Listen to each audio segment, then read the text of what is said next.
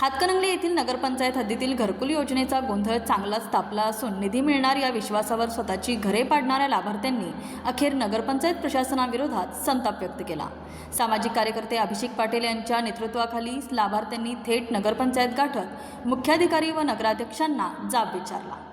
यावेळी मुख्याधिकारी विशाल पाटील यांनी चलन वेळेत न भरल्याने निधी परत गेला असे सांगितले, तर नगराध्यक्ष अजितसिंह पाटील यांनी घरकुल योजनेचे अधिकारीच नाहीत, ती जागा भरणे हे कलेक्टरचे काम आहे असे सांगत जबाबदारी झटकण्याचा प्रयत्न केल्याचा आरोप नागरिकांनी केला आहे। यावर संतप्त लाभार्थ्यांनी अधिकारी नव्हता तर दुसरा अधिकारी वेळेत का नेमला नाही, आधी गाठ सरांनी अनेक मीटिंग घेऊन पैसे जमा झालेत, घर पाडा असे सांगितले।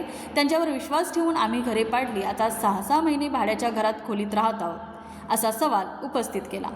गेल्या अनेक महिन्यांपासून अनेक कुटुंबे 5,000 रुपये भाड्याच्या खोल्यांमध्ये राहत असून वर्षभरात 50,000 ते 60,000 रुपयांचा अतिरिक्त भुर्दंड सहन करत आहेत। स्वतःचं घर असताना प्रशासनाच्या शब्दावर घर पाडलं, पण आता ना निधी मिळतो ना जबाबदार कोणी पुढे येतं असा आक्रोश नागरिकांनी व्यक्त केला। एकीकडे मुख्याधिकारी आयुक्तांच्या बैठकीत मार्ग काढू असे सांगत आहेत, तर दुसरीकडे नगराध्यक्ष हे कलेक्टरकडे आहे असे म्हणत असल्याने प्रशासनातील ढिसाळ कारभार उघड झाल्याची चर्चा सुरू आहे। यावेळी सामाजिक कार्यकर्ते अभिषेक पाटील यांनी इशारा देत येणाऱ्या 15 दिवसात घरकुलाचा पहिला हप्ता जमा झाला नाही तर उग्र आंदोलन छेडले जाईल असा इशारा दिला।